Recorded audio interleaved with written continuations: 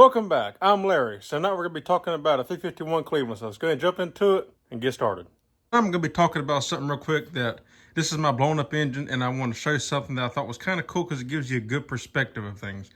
And don't pay attention to this. This is a table project that I'm working on. I'm also kind of making some videos about that, so you can stay tuned for that. That's a separate situation. So what I want to talk about is how thin the cylinder walls are on a Cleveland and all that. So this Cleveland was bored out 230 over. This is the one that was in my 76 Ford truck that the rod bolt broke and through the rod and blew a hole completely through the block, as you can see. So what's cool about this, if you look, you can see it broke all this out. You can this gives you a good idea of just how thin the cylinder walls are. And like I said, this is a 30 over bore. So this is a small bore, small oversize. Really, 30 is very, very common.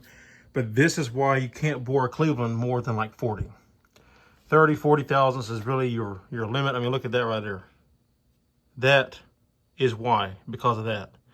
You can see how thin that cylinder wall is. This is up against the next cylinder wall over here. And you can see just how close together they really are. And it gives you a good idea. So that's why, like, you can't bore a Cleveland 60 over. You know, I said 30, 40 is your max, but I always like to be 30. See, it's thicker on this side than it is over here. This side is very thin, and this one here is kind of thick. You can also see it down there, kind of how it gives you a good idea of how it's like really thick over here. You come to the right and it gets really thin right there. And that's where problems start to arise, when you start overboring these too much. But I thought that was really cool. And then also kind of look at this side, because this one also has some holes in it. It gives you an idea of just how thin the cylinder walls were. And that was like completely broke out, so you can't see it all the way. But you see it got a crack in here, right there. Not holes all in it. So yeah, it's kind of cool to be able to see something like that, because you can't normally see how thick the cylinder walls are in an engine. And this is like a first-hand, up-close look at just that. Also, another thing to look at is, like, when you look at a Cleveland, or any engine really, but important on Clevelands is you can kind of look at the castings too. And see, this sometimes will give you an idea of how thin the cylinder walls might be, to give you an idea.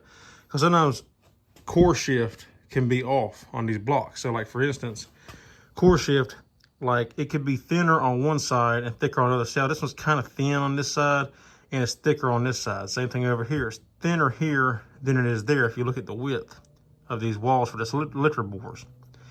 And you can see the difference in how it's thinner here, thicker there. And it's like that across the whole thing. And that gives you an idea of the core shift in it. Some are worse than others, and some are better than others. They weren't always perfectly centered. And coming over here, you can see exactly that. How this side is extremely thin, and then this side is thicker. And it's just pretty cool to see up close, you know. Now, this is a 1972 block.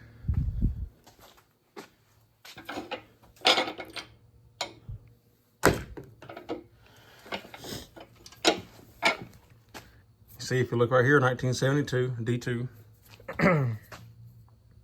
AECA.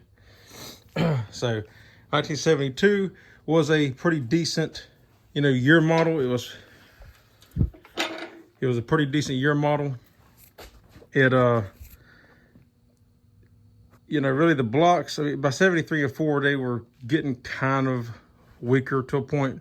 72 is, but 70, 71 was always your better blocks. And I got lucky on this engine that is in this truck now. This is a 1970 351 Cleveland D block.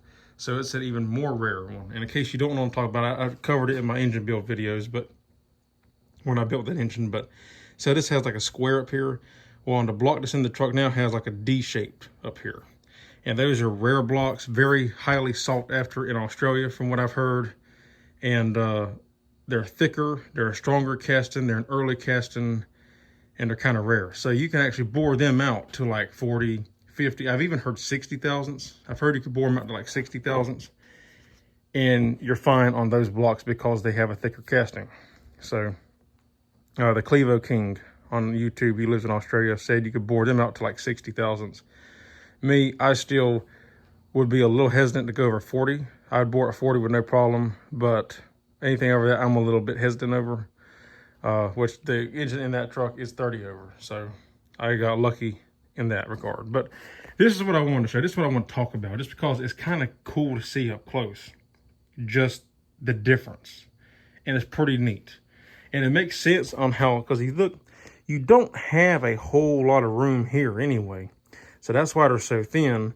Obviously, you got a lot of material here you can add in, which is why it's thicker all the way around it until you get over here where these two cylinder walls meet. I mean, they're almost touching. There's a tiny, little, teeny tiny gap in there that you could probably get like a feeler gauge in.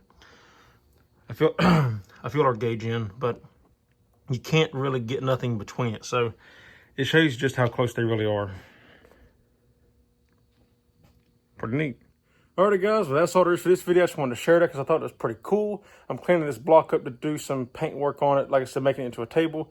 And I seen that and I thought it would be neat to share because like I said, it's not something you normally get to look at unless you have one of those gauges. I forget what they call it now, but it's kind of like a sonic gauge or something. Sonic testing. Yeah, I think sonic testing, where it can kind of read how thick the walls are. Unless you do that, you don't know how thick the walls are. But this right here kind of gives an idea of how thin the cylinder walls are in a Cleveland. So it's kind of neat to see firsthand. But yeah, I just wanted to share that. If you like the video, give me a thumbs up. I'd appreciate it. If you're not subscribed, consider subscribing. You can now become a member. Link is in the description. And any questions, comments, concerns, leave them in the drop box down below. And tell me what y'all think. Ain't that crazy? It's crazy what happened to this engine. I got videos covering that, but it's cool to be able to look at something like that, ain't it? But yeah, that's all there is for this one. So till next time, I'll see y'all on the next one. Take care.